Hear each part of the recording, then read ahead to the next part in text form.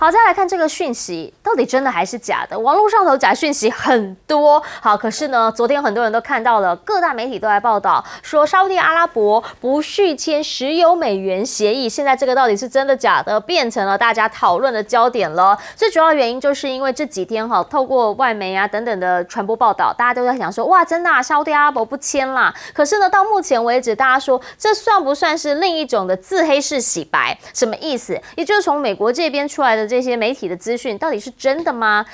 理由之一，大家为什么会怀疑？主要原因就是因为到底有没有这个协议呢？这个协议是真的还是假的？好，最主要的原因就是因为呢，现在大家在讲那个时候1974年，虽然他们呢是有达成一份协议，好，可是问题是到底是有没有签，有签没签，有没有这个东西存在要续签？这个东西现在大家开始扯不清了。但是可以理解的一件事情是说呢，基本上沙国现在加入了多边银行的数字货币桥的项目，这件事情是真的。那沙特阿拉伯现在觉得说，我不要再用美元来结算石油贸易，我也行，这个也是真的。好，如果这两个都为真的话，那其实某些层面上头，它也代表着一种趋势，是不是？是因为这样，所以呢，美国这边的媒体、外媒还有西方的媒体开始会放出说，它不续签石油美元协议。好，可是呢，这个消息放出来到现在为止，好像你看到在美元这边没有什么太明显的变化，所以让大家开始在质疑这个消息的真确性。不论如何，现在呢，沙国想要去美化这件事情，我们透过刚刚那两件事，我们理解它是真的。好，因为呢，现在包括了人民币，包括了欧元，包括了日元，现在呢，他们现在都决定说，可以的话，其实也都可以拿来交易石油买卖，我们就不用再只局限在美元了啊。那如果是这样的话，很多评论都认为，那个就叫做加速全球脱离美元那个霸权的控制。好，现在到底有没有可能会撼动到美元霸权？这个是大家想要理解的。再加上沙特阿拉伯不也加入了金砖集团吗？那如果是这样的话，哇，那未来俄罗斯啊、伊朗啊、沙特阿拉伯、中国等等，会不会都越来越倾向于在能源贸易当中使用本国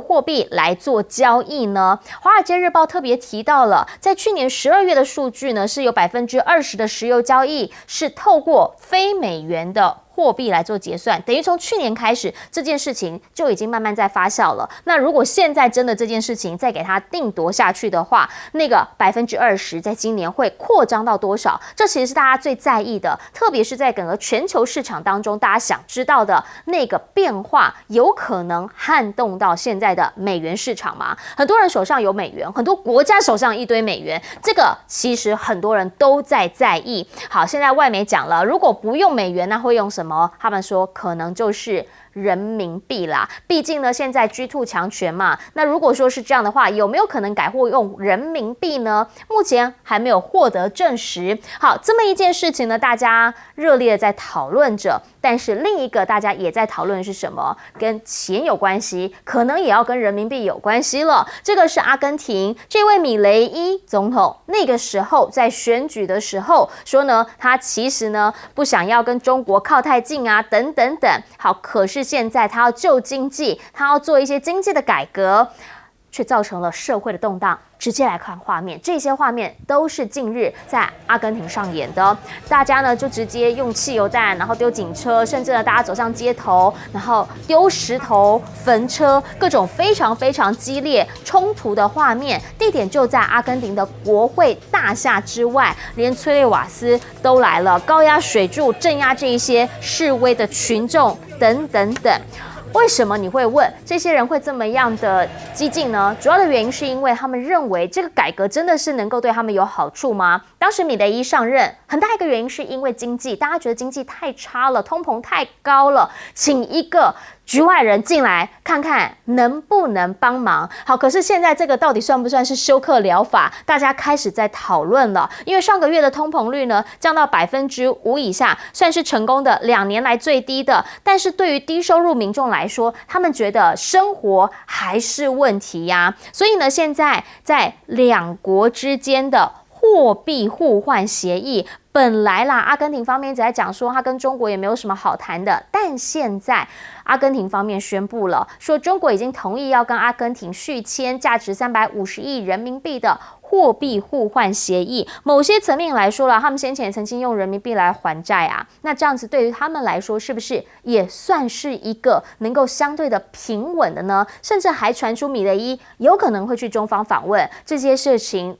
都在讨论着。可是呢，阿根廷的讲法是，到目前为止，他们都还没有更多的讯息可以跟大家来做公布。但也要请教一下彬哥了，世界局势在变动，很多时候大家看的当然还是跟本国有关的利益。我们就想问了，如果这个消息蛮明确的哈，从西方的媒体出来的，说沙烏地阿拉伯不续签石油美元协议，但是现在大家开始在讨论，到底有没有这件事情？那个时间点写得很精确哦，说是6月9号就要过期了。那他们现在要讨论续签，那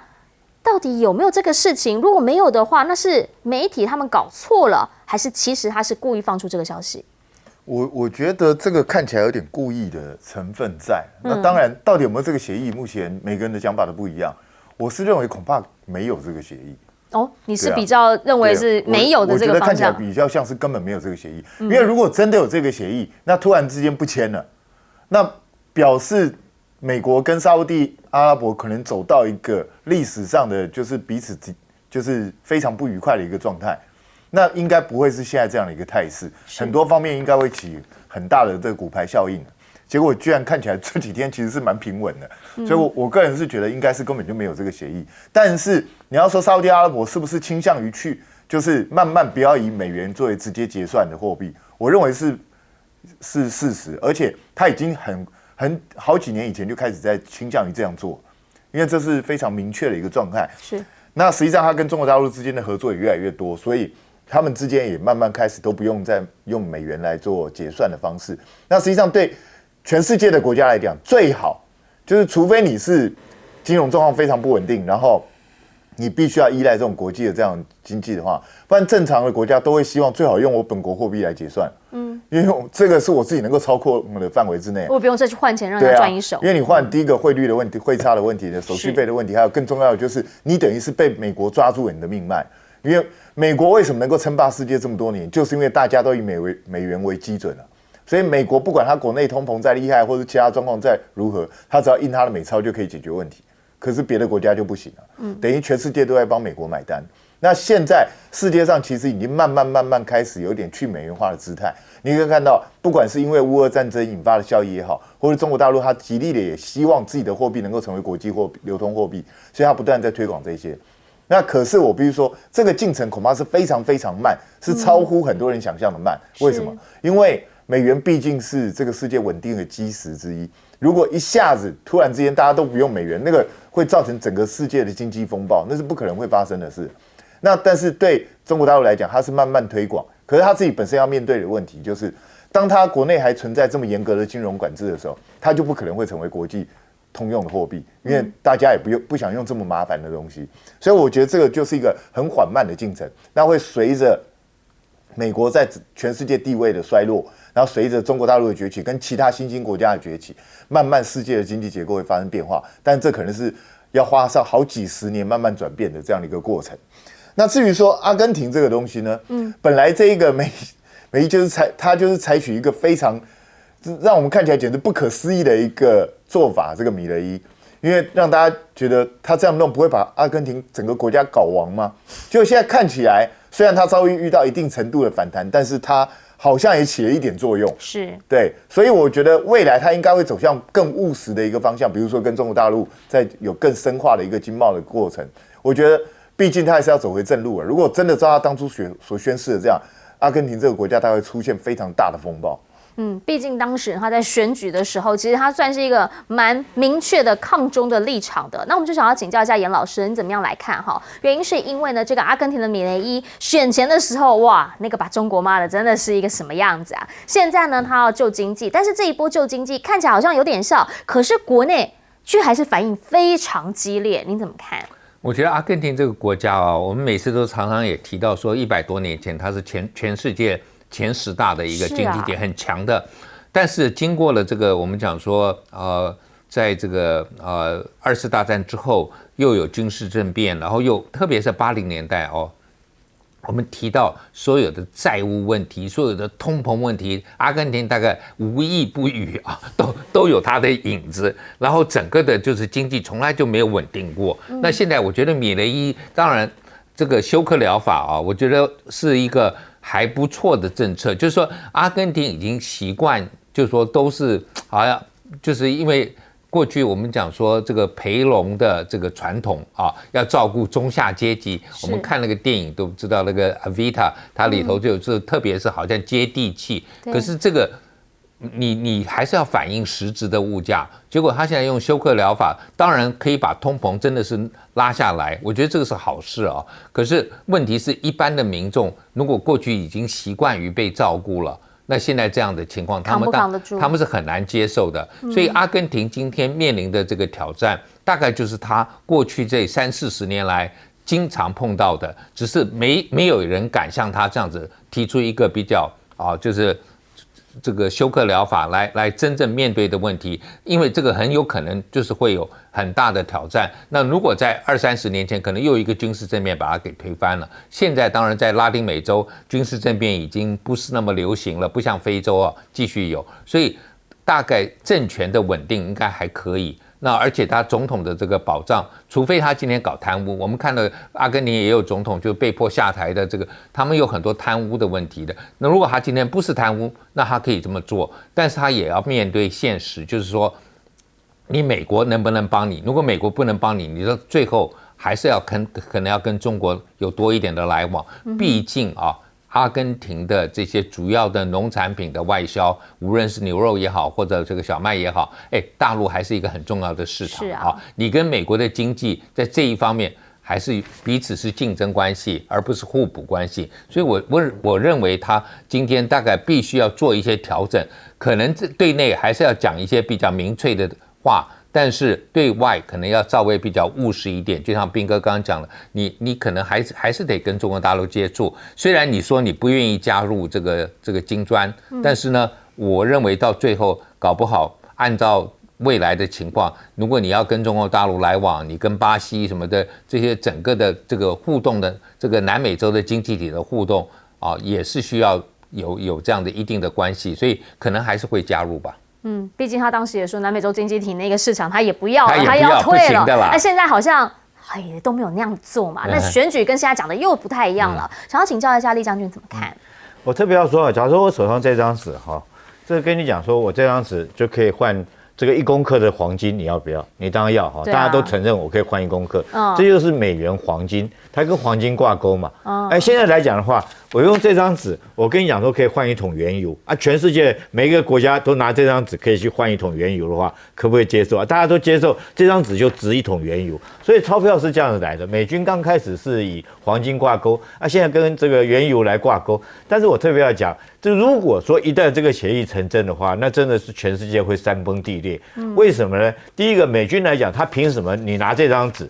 你拿这张纸出去以后，全世界都承认说你这张纸就可以换1桶原油。为什么？因为它有强大的美军。你知道，如果说一旦你不用美元去交易这个做石油交易来讲的话，美国就会派军队去攻打你。第2次的波湾战争，美国不就是因为伊拉克他不要用美元交易，他要用欧元交易，然后美军不但是打到伊拉克，还把海山吊死。这就是很明显，就是我就是要维持我美元的霸权，在黄金世界在原油世界里面的地位。那现在来讲的话，你要知道美元它有这个美元这个地位，有这个原油当支撑，这样再怎么样，这样它就可以去借钱，就变成美债。所以美元、美军、美债3个是互相连在一起的。我借了钱以后，我有美债，我就可以去养我的美军。所以美国它是这种循环，靠着这个3个这个元素来支撑它国家的国力。这美国之所以成为一个全世界的一个霸权，不管是美元霸权或者是军力霸权，或者是美债可以借到这种程度还不倒，主要是这3个互相的互为依脚，相互的支撑。那如果说一旦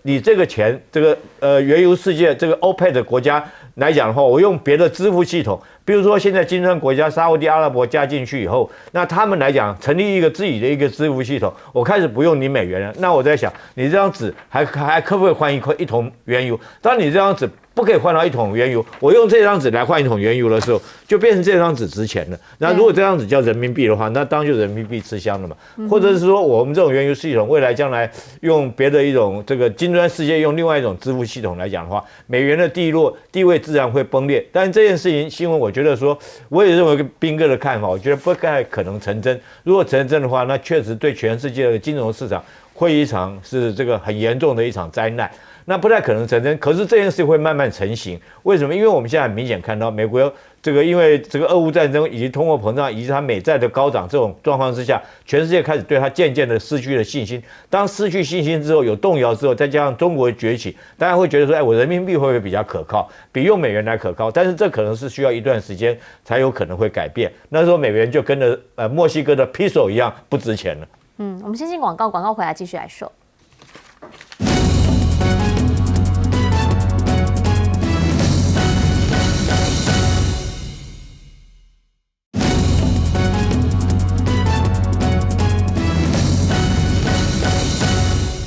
好 ，G7 峰会呢，在这几天是报纸上面、是媒体上面的一个焦点，但也因为是焦点，大家开始发现了好多好奇怪的事情哦！先带你来看画面啦。拜登到底在做什么啊？G7 峰会呢，说好像有点恍神了，甚至还对着空气比战。这件事情真的已经变成迷因梗了，他到处都对着空气比战，大家有点不太知道发生什么事情。接下来看这个画面，大家也在想说，拜登你真的是还好吗？好，原因是因为呢，你看看他在里面呢，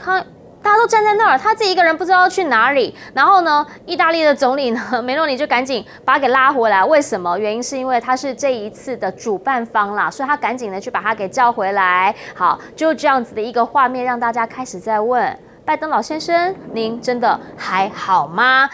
大家都觉得有一点点的尴尬啦。但是呢 ，G7 这一次还是达成了蛮多的意见跟协议的，包括说他们同意利用俄罗斯被冻结的资产的利息，好，确定了，现在是只有利息而已，那个资产他们没有要碰，去援助乌克兰来买武器，还有来做重建。那大家就开始在讲啦，说你们有钱资助战争，没有钱解决人道危机。好，毕竟呢，现在在国际上头，不是只有一场战争，还有2场战争，还有全球饥饿的问题。他们就直接讲了，全球饥饿每一年需要317亿美元的经费。你 G7 呢，现在为什么不愿意出来帮忙呢？你们只愿意来帮助战争而已吗？现在在美国，大家开始有所讨论，说美国人啊，你们到底想要的是一个怎么样的伟大的美国？来听听这个小罗伯特的谈话。And during the period when we spent $8 trillion bombing bridges, roads, airports, schools, and hospitals in our failed war on terror, the Chinese were spending the exact same amount building roads, schools, hospitals, airports. They were projecting economic power abroad rather than military power. We cannot go on pretending. We can't go on pretending that, that we're running the globe. It will improve when we turn our attention home again. And paradoxically, by releasing the ambition to dominate, we will once again rise to a position of primacy in the world.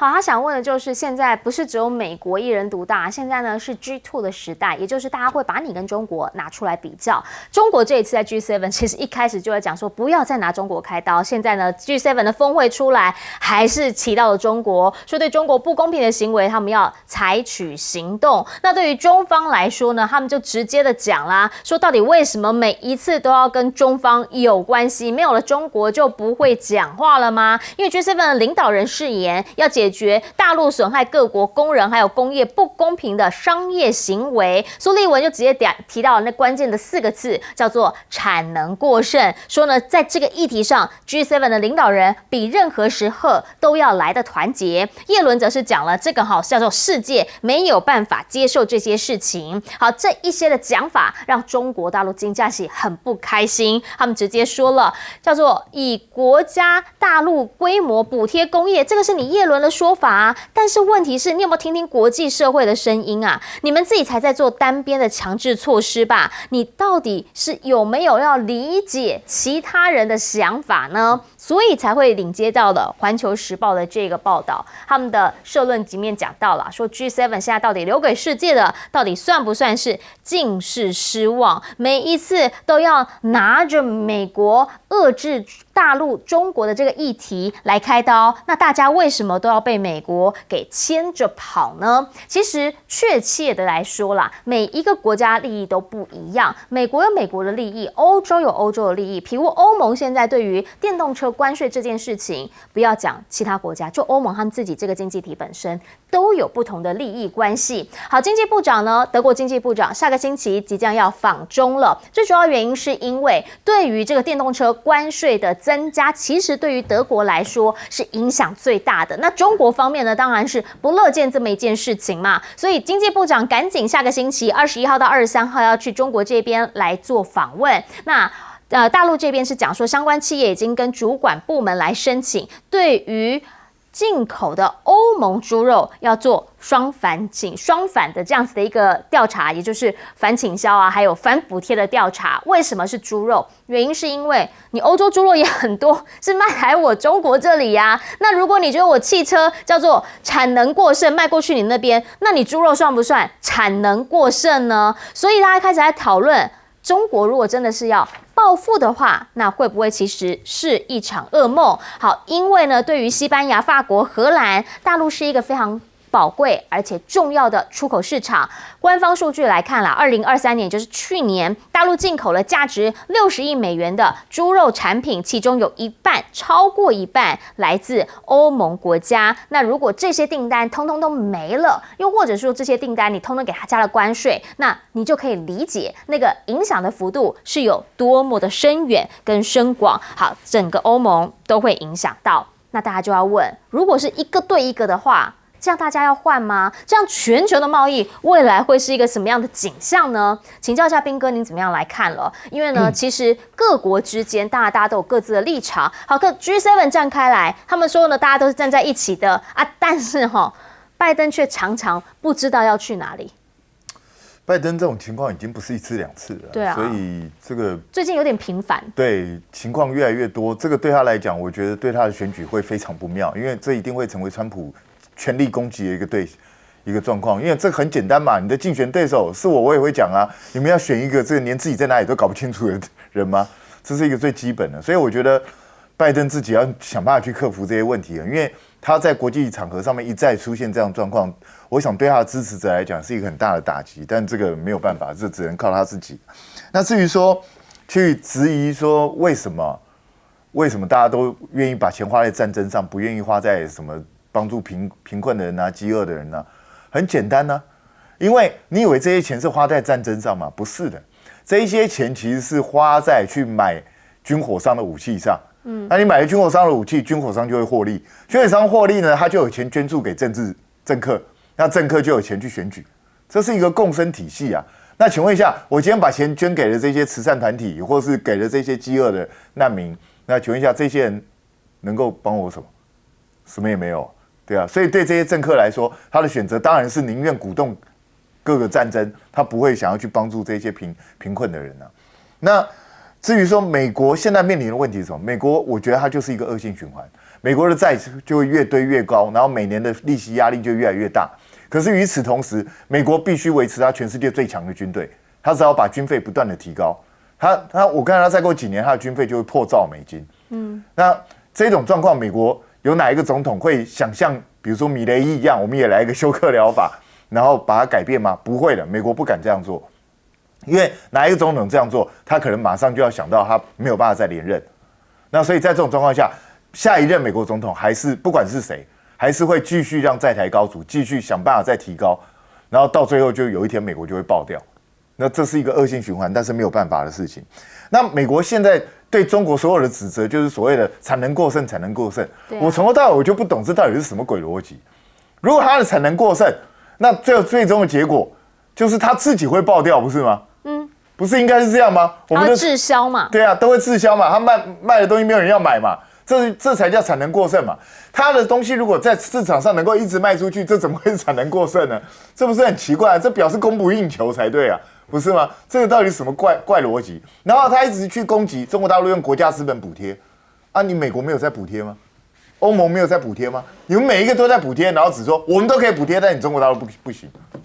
这个逻辑我是听不懂的。那现在你从这次欧盟议会的选举状态，你就可以知道，整个欧盟那个右派意识全部抬头，是，所以保护主义会越来越强。那以后关税壁垒啊，彼此互相保护啊，禁止对方的产品输入，大概会变成未来这个世界的常态，至少一段时间的常态。我觉得对大家来说，恐怕新一轮的经济风暴要开始出现。这其实就是跟我们以前在学自由经济市场真的是完全背道而驰，打破了我们原本的想法了。请教一下杨老师怎么看？哦，当然就是，我觉得我自己在美国的时候，因为我是有去参观过美国的农家啊，他就告诉我们，因为我们住那个地方，印第安纳州都是种大豆、种玉米，说这块都有大豆田，这个玉米田，然后这边空了一块，政府付钱给我们，叫我们不要种。产能过剩啊，美国也产能过剩，所以他们要维持农产品的价格。美国有没有补贴？最多补贴就是美国的农业啊。美国的农业部长他们说，要解决美国农业问题就是砸钱，他们只有这个答案，就是砸钱。所以美国的补贴很凶，说老实话，真的是很凶的。所以美国，我们刚前面也之前晶片法案没有补贴吗？也有吧，不是只有农业嘛？你高科技你也补贴，那你既然有补贴，你就不要去指责别人补贴啊。那要不然你就干脆打诉讼啊，到 WTO 去打诉讼，我觉得这也是一个方式。可是美国人呢，对国际组织是最不屑，他认为说国际组织从来没有对美国有利过。所以川普才会搞这个所谓单边主义嘛，他要退出国际组织，他觉得国际组织从来没有组织美国的想要的正义啊，都是对其他国家比较友善。所以美国今天要做一个领导人，又不肯吃亏，然后又这个双重标准，我觉得是非常难的一个问题啊。那你今天看到拜登，当然他在这个 G7 的表现给人家感觉上面是有晃神，但是他们说，这个照片他一个人要忽然离开这个其他的国家领袖，单独走出去，其实是要跟一个这个跳降落伞的人去打招呼啊。所以，但是呢，你知道这个反对党总是要把它做成很那个，但是无论如何，根据观察的，就是很多那个。这个欧洲的在意大利这些这个记者们访问的结果，他说欧洲的领导人都觉得说拜登退化的很严重，没看过这么严重，就是没有看到他的状况是这么差，所以就表示拜登确实是一个问题。可是如果拜登是问题，川普难道不是问题吗？川普最近要是过78岁生日，如果今天川普我们这样讲，川普今天如果他今年当选。然后拜登下来了，等到川普要卸任的时候，比拜登现在还老，也是一个大问题。川普也现在也开始有问题了。然后我们刚刚听到 Robert Kennedy 就讲话也不是那么清楚所以我觉得美国人好可怜就这3个领导人。那当然 Robert Kennedy 讲的是对的啊，但是我觉得就是我们英文叫做。The right message, but wrong messenger， 就是带出来的信息的人，这么老了，我都不知道你们能够做什么。所以这3个就是我觉得在美国的门面来讲，今年要选举说是民主选举，大家一看哇，真的是很失望。请教一下李将军。我觉得拜登确实是断崖式的下降我记得4年前他每次出场的时候还用个小跑步这种，我那时候情景我们还历历在目，才4年的时间就这么快，那很明显是断崖式的下降。那现在这个问题不是我们替你解决，是你美国人自己要做什么样的选择？2个老人之间，对不对？一个是在那边狂言妄语，一个是坐轮椅出来，推着轮椅出来这边选举。那我觉得说是欧盟现在跟中国之间的这两个地区的这种贸易来讲，很明显就是欧盟主席冯德莱恩他是当美国的这种部署在欧洲的一个这种潜伏分子第5纵队，所以他在这边3种的结果。事实上，我觉得对欧洲来讲，他们自己要去思考了。现在看出来，猪肉我们讲猪肉是哪个国家对中国输出最多的？就是西班牙嘛，西班牙就卖猪肉卖最多。伊比利亚猪好哦。那今天来讲的话，如果说西班牙的被反制来讲的话，那西班牙一定受不了。那法国来讲，就是我们经常讲的，包括到这个白兰地，或者是说它的精品，对不对？好，然后德国是车子，这个车子很严重啊。对德国来讲，它车子是从中国做的，它在中国生产以后再回销回欧洲，那你现在计这关税不是在惩罚你自己吗？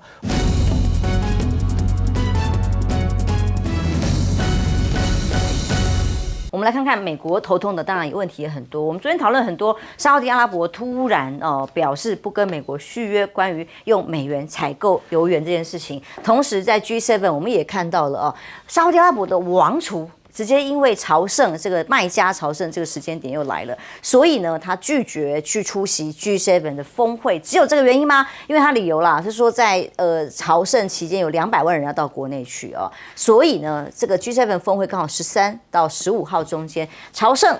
的时间是14号，所以他没有办法。所以呢，这个所谓的应沙特阿拉伯王邀请，有1000名在加萨战争中伤亡的巴勒斯坦人家属特别到麦加去，还有4200名来自约旦河西岸的朝圣者。这个意义是什么？就是加萨很多受苦的人，或者是被以色列所侵略伤害的这些家属，到了这里朝圣，宗教的力量在这里是站在一起的。而包括了伊朗代理的外长跟沙地外长2个人也进行了电话的谈话会议，讨论伊朗的朝圣者要到圣地的情况里，这代表着这一种和解。在这样朝圣的圣地的时段里头，他们是一起的，携手同心的。还有沙特阿拉伯的机器人跟数百万人一起参加朝圣啊，那预估200万人。所以在这个宗教力量底下，他们的这几个地方的联盟，对美国来讲是该头痛。我们讨论了很多，当美元争霸战出现了连买石油，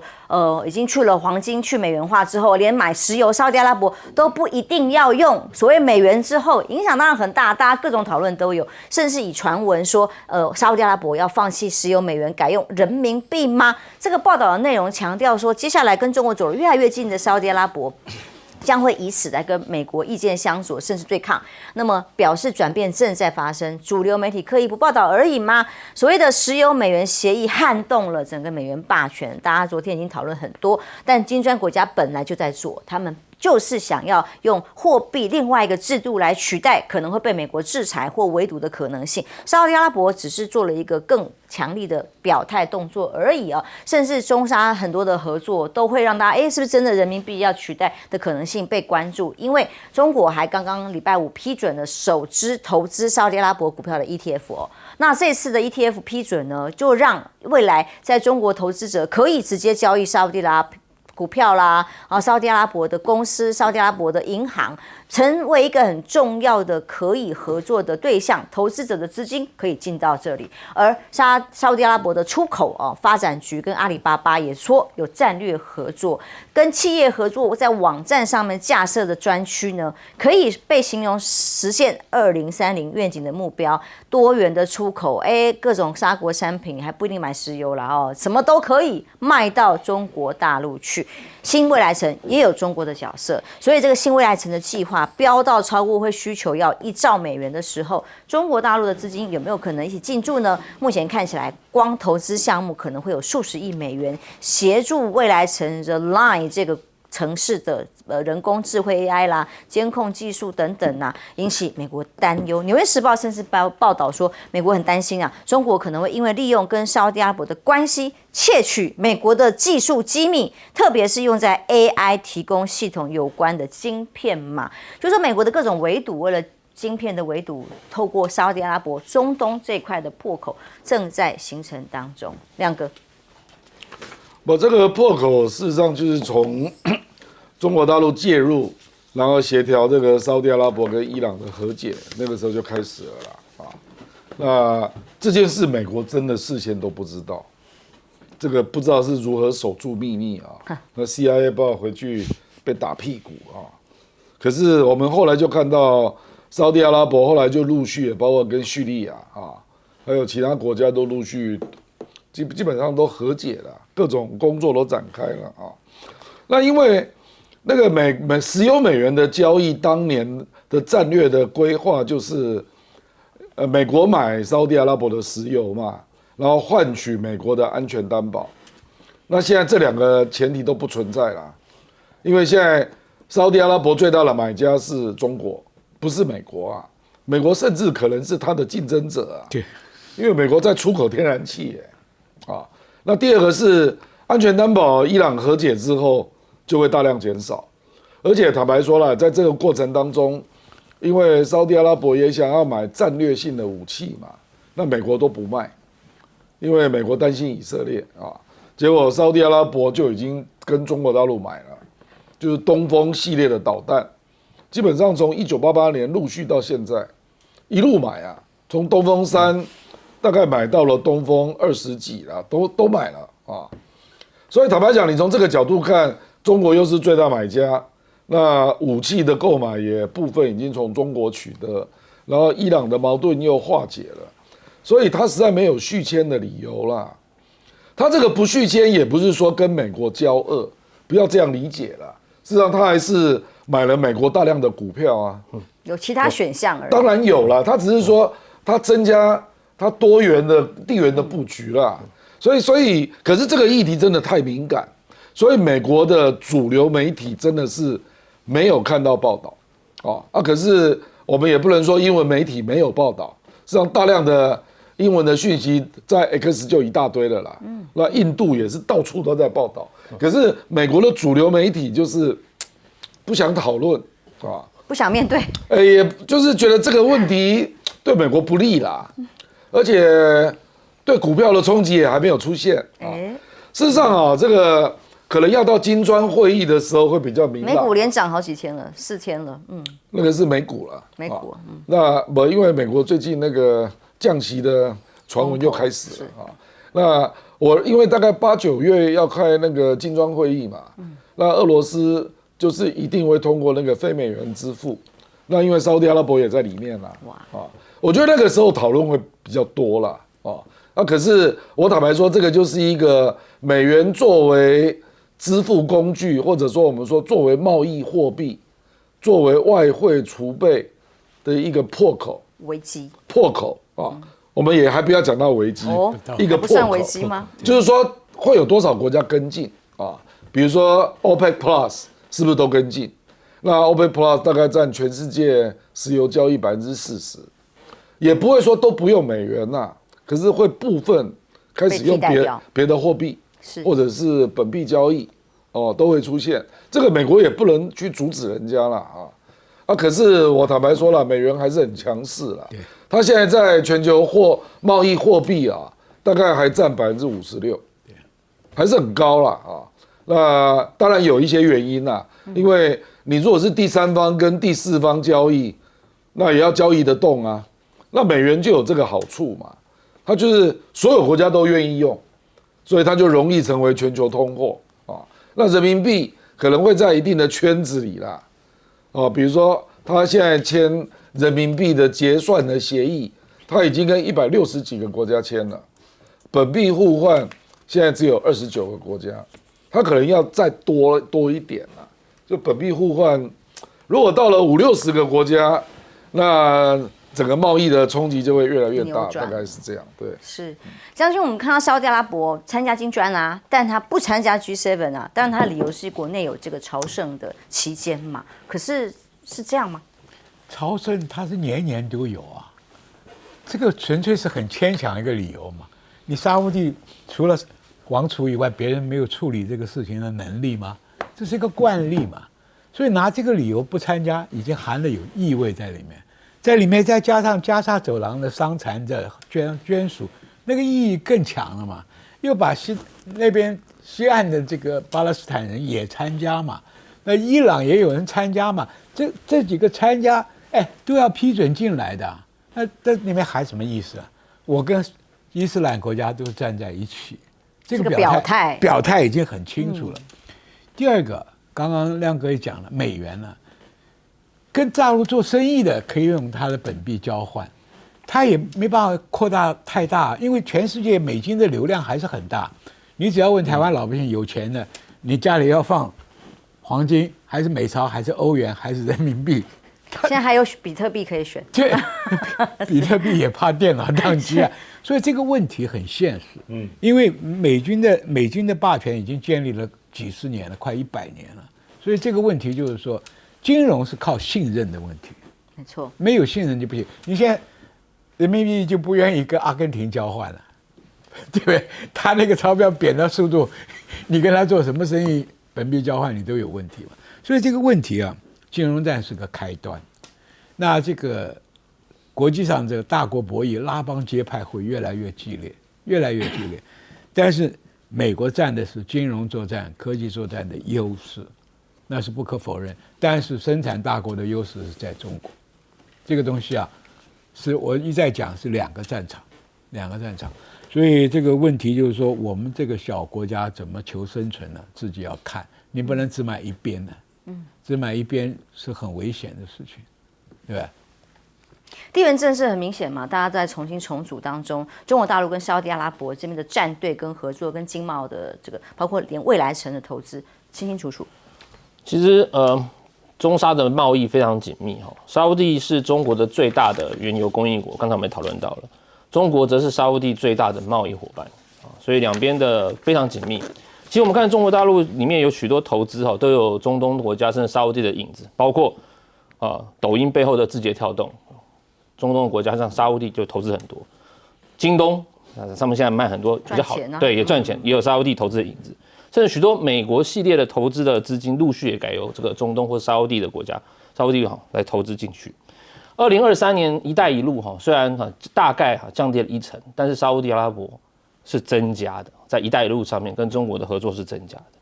那当然最重要的是，沙烏地跟中国他们在做投资铜矿特别是中国的一些国企在沙烏地是投资铜矿跟可再生能源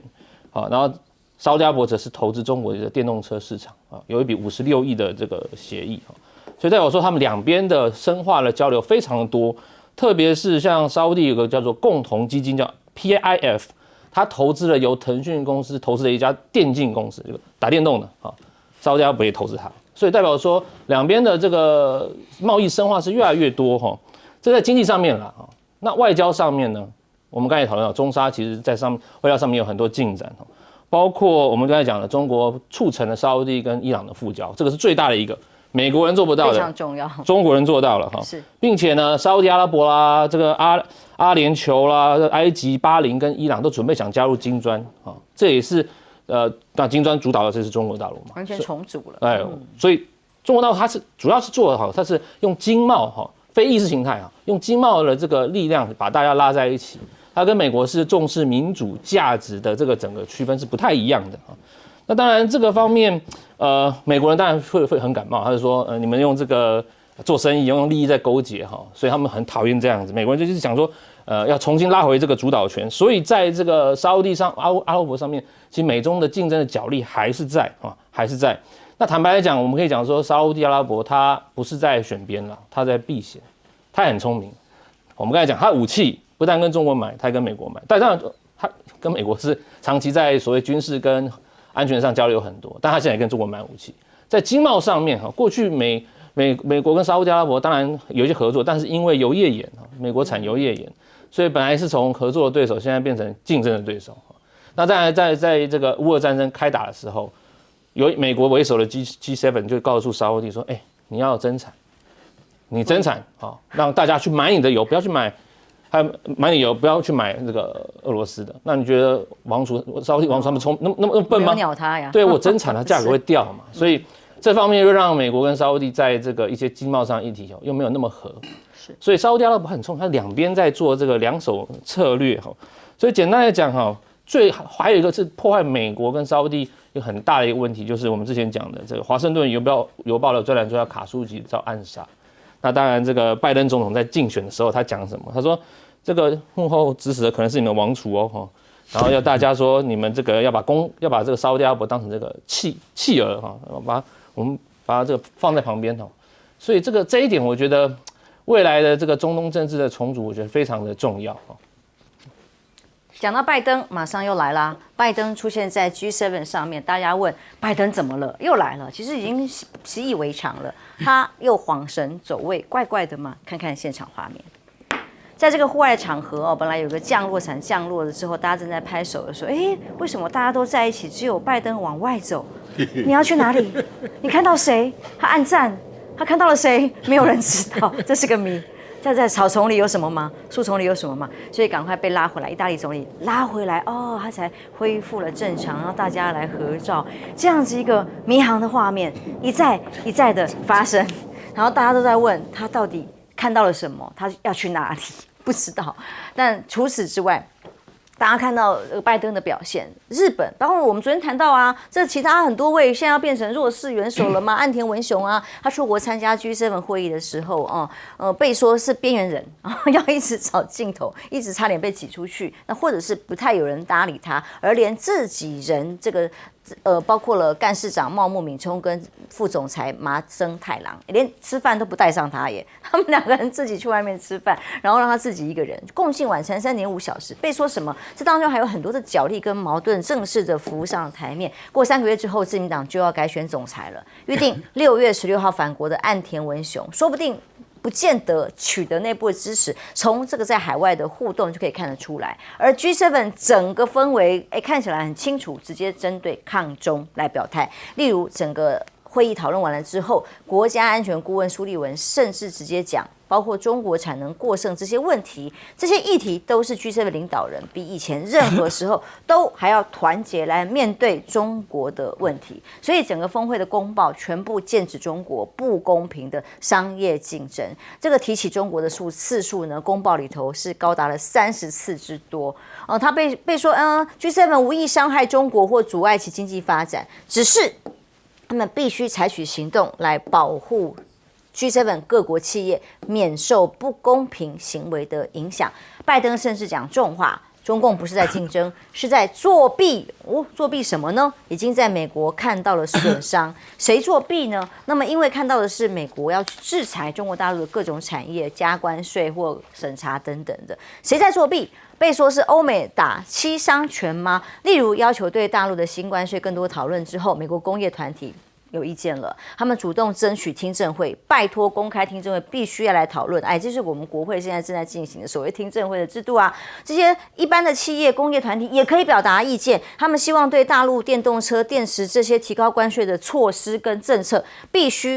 预计要8月1号生效的，必须公开讨论。那尤其是要再给1个月的时间，要求美国贸易代表署公开听证会，听听大家的意见，不是你们说了算。因此就会延后整个新关税的实施吗？因为民间有意见，工业团体要求有听证会来才能做决定。那么同时呢，连欧洲包括欧盟对大陆电动车加关税这件事情，也发现有60%都不是大陆品牌。那制裁到谁？包括了这个电动车有特斯拉啊、雷诺啊这些欧美厂牌是在中国大陆设厂制造，然后再出口卖到欧洲的，几乎是这样的模式，反而成了被制裁或加关税的对象。所以欧盟说，对中国进口电动车加征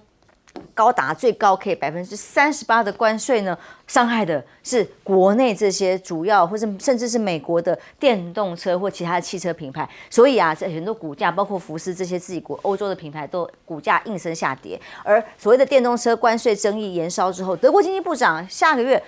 礼拜6月21号、23就去北京、上海、杭州喽。哈伯克会要处理这个欧盟关税的问题，其中尤其是德国有庞大的汽车团体产业供应链是属于中国大陆非常重要的一块。福斯啊、BMW、宾士啊，除了大量的买家之外，还有投资啊、设厂啊，这些德国该怎么面对呢？大陆的副总理丁薛祥说，6月17号、21号要去布鲁塞尔，欧盟的总部。欧盟宣布要对中国电动车加征临时关税的时候，这个出访的行程是代表要去沟通吗？去协调吗？当然还不知道。但是以比亚迪领军，大陆车业去年全球销售量已经第一次超越了美国车。比亚迪卖掉的数字是1340万辆的新车。根据研究机构的表达，大陆电动车品牌超越美国品牌卖的数量成长率可以高达23%，高于美国的9个百分比。所以包括中东、欧亚大陆、非洲都抢下了很可观的市占率。所以美国、欧洲要制裁，要用关税来围堵。亮哥看到 G7 上面拜登的表现是，那他有没有办法因应呢？拜登可能开了天眼，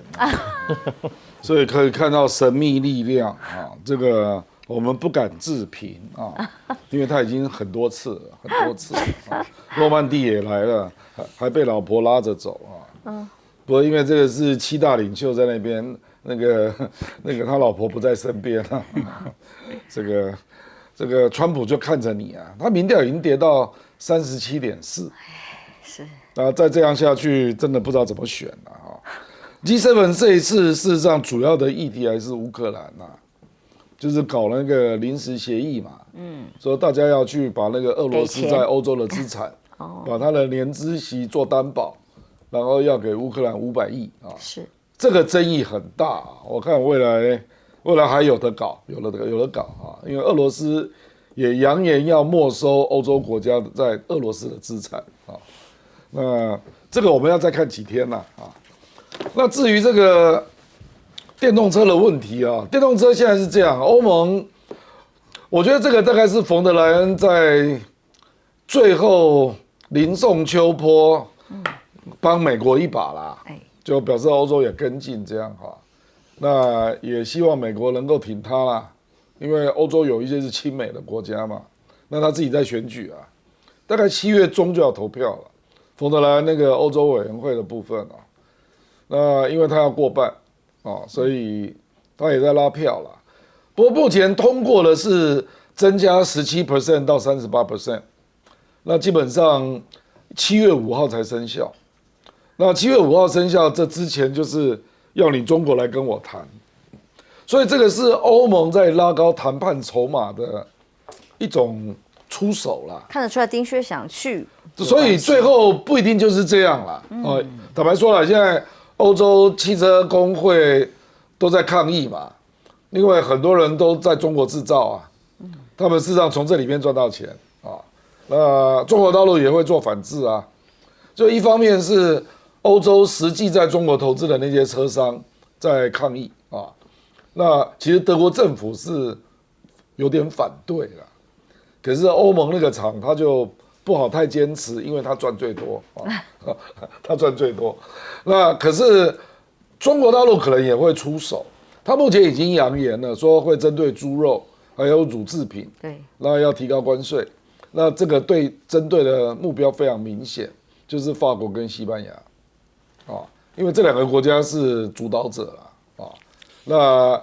另外他可能还会加别的项目，我觉得现在才刚开始博弈啦。例如汽车呢？哇，汽车可能是针对德国的豪华车，对呀，啊，那个加税不得了啊，真的，因为中国大陆现在的汽车系啊，它已经是它全系列了啦，它豪车也有，最便宜的也有，所以它是全方位跟你竞争。所以为什么美国车会立刻感受到压力？连德国都有压力了，那你美国车算什么？对不对？而且搞不好中国大陆还会重新谈法国的白兰地，哦，那法国就紧张了。所以我觉得这个谈判才刚启动啊，那最后会怎样还要再看一下。不过就是欧洲开了价嘛，啊，那就要你中国来好好谈嘛，啊，所以我觉得这个还不是定案啊，还要看他们之间怎么穿梭啦，互相提条件啦。那中国还提另外一招，这招也很厉害。他就扬言说，西班牙我们是有考虑要去投资了。另外一个叫投资破你的局啦，那就投资汽车厂啊，或者投资电池厂、汽车零组件啊。那有一个国家就立刻表示反对，那个国家叫匈牙利。匈牙利因为已经有林德时代也有汽车厂嘛，所以他对欧盟这个东西他就反对。所以看来还有的博弈，在欧洲这一块的关税是不是真的会这样做？还有一些可以谈判的空间，我们继续来观察。休息一下，马上回来。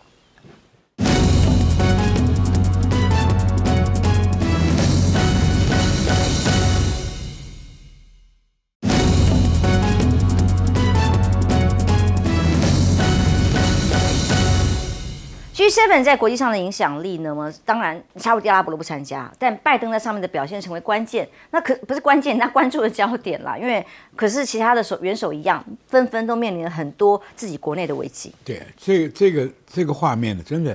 让人家怀疑拜登还能不能参加选举啊？他后面也没有什么东西可以吸引他，我都在想他是不是听到摩西的声音啊？啊，你要救救以色列啊！这个 G7 这7个领袖有6个都面临自己下一任还能不能连任你像这个英国的这个首相也很危险，民调很低。日本的更不要谈，家里面2个大臣也密谋叛变了，对不对？吃饭都不找他的。对呀，吃饭都不找他，而且谈那么久，会有好事吗？你想想看，对不对？那法国国会都要解散，是好赌啊，赌赢了还可以，赌输了怎么办？所以这个东西除了意大利、德国现在看得很清楚，红蓝绿灯一起开。所以这个问题啊，这G7啊，到了明年有几个能够留下来？所以这个东西是不确定的。为什么这次要搞临时关税呢？就是还可以 bargain， 还可以谈。为什么可以谈呢？你欧盟进他的汽车，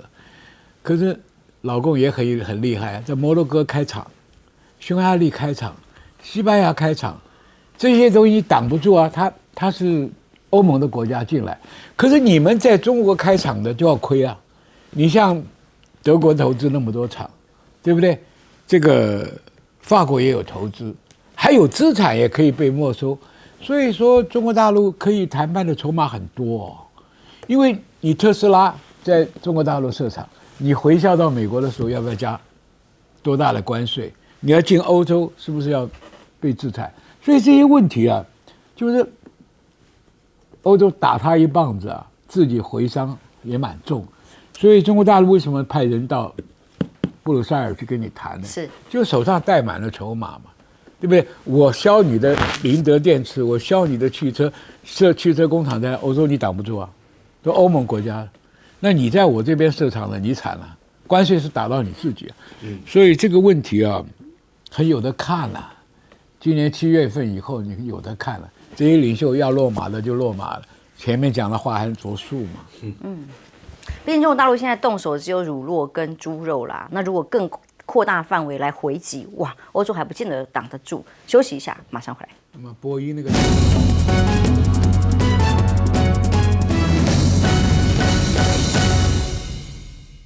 G7告一段落之后，大概做成2大结论，不管是俄乌战争的，或者是对于中国抗中的这一块。是今年的 G7 在意大利南部的这个普里亚